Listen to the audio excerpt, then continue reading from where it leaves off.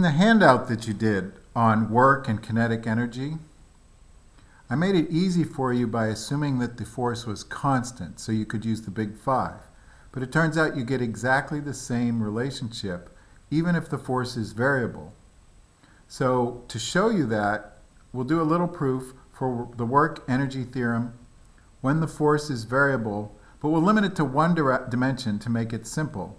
So this will still be a limited proof, a limited result. It will only apply to one dimension, but the proof for 2 dimensions is in topics, handwritten. You can pull that up and read through it if you really want to. It's a material, and it's easy to see how to extend that proof to 3 dimensions. Okay, here's the basic situation. I'll go pretty fast because this is a video. You have some object moving, you do some total work on it, all right, and then it's moving at a different speed. Okay. Before, the force you did in this part here was constant, so you had a constant acceleration. You could use the big 5. Okay. However, in this case, the forces are not going to be constant. They may be functions of x. So you can't just say work equals F delta x and replace F with ma and use the big 5.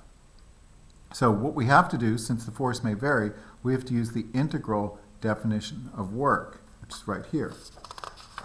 All right, so here's our goal. Our goal is to prove that the same relationship holds that you had before, that the total work done to something is this relationship here. Okay, and the way we're going to do that is start off by our integral definition of work. And here we have more than one possible force doing work. So we have a bunch of different works going on. So we write the sum of all the works. We look at the total work, and we want to prove that the total work equals this thing, this difference in thing we call kinetic energy now. So we start off with this.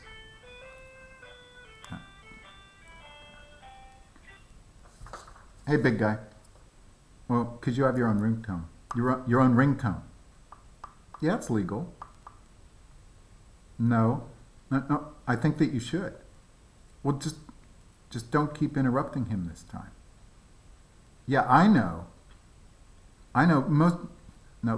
Most people don't like it. Okay, look, I'm in the middle of something, okay? Can I call you back? All right, bye-bye. Okay, so how are we going to do this? Take this here and change it into that, all right? And here's what you do. Look, we want something with M's and V's in it, and look what we have. We have something with F's and X in it, so this doesn't have the right letters at all. So how are we going to get from this to this? Well, it starts with this. Okay, so we say, but sum of the forces on anything, we're going to use guess which most important law from the first semester. Sum of the forces on anything equals ma. So this is going to be one proof where we just keep saying this equals this equals this, and we're just going to keep like saying one thing's equal to the next thing until we get what we want. Okay, so we're going to replace that with ma, and we have this integral ma dx. Okay, that's promising because we've now got an m on this side. And we don't have v's, but we have a and dx. And we know something. Remember when we did the differential equation for falling with air resistance? We had a connection between a and v. So we're going to write, but a is defined as dv dt. And so we're going to say this equals the integral of m dv dt dx. Okay, and now we're going to do something that you've probably never seen before. This will be your first time seeing this, but it's done in some proofs in integral calculus. And that's to look at this and think of each of these things as a small quantity, a small change in velocity, a small change in x, and a small amount of time. All right, so you think of these as 3. If this wasn't an integral, if this were just like finite, non-zero values, these would be small amounts. You'd have one small amount divided by another times a third. And think of your fraction rules. You can write this as over 1, and it doesn't matter what order you divide or you multiply things. It doesn't matter whether you say dv times dx or dx times dv. So we can write this, we can just rearrange the order of it and write it like this.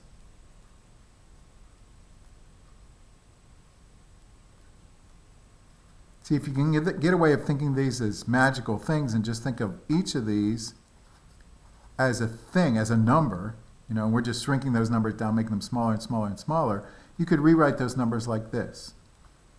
Go like that, and now look at what that is.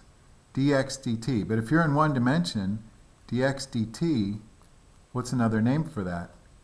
That's velocity. Okay, so this integral here equals the integral of m, and then this here is velocity, dx dt, so that's a v dv. Okay, from some initial thing to some final thing. So look what you have. Instead of an integral earlier where you had two different letters, f and x, or a and x, m is a constant, so that can be carried out front, right? In fact, I'll write it that way just to make that point. M does not change in this class as something moves. For example, if a rocket were flying through space and losing fuel, the mass would change. That is more complicated physics that is not part of AP Physics C. So the m in all of our problems, the mass of the moving object won't change. So I can put that up front as a constant. Now look at this integral you have.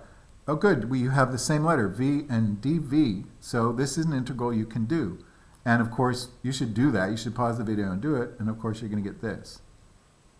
Whoops, sorry about that. You're going to get m and then v squared over 2, right? When you integrate v dv, you get v squared over 2 from some initial v to some final v. And when you plug in the values, right, v final squared over 2 minus v initial squared over 2, it can be written like this.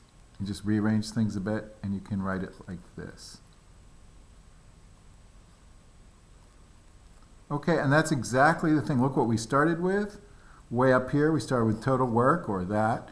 And look what we ended with. One step to this equals this equals this equals this all the way through with substitutions and rearranging and integration, and you get that.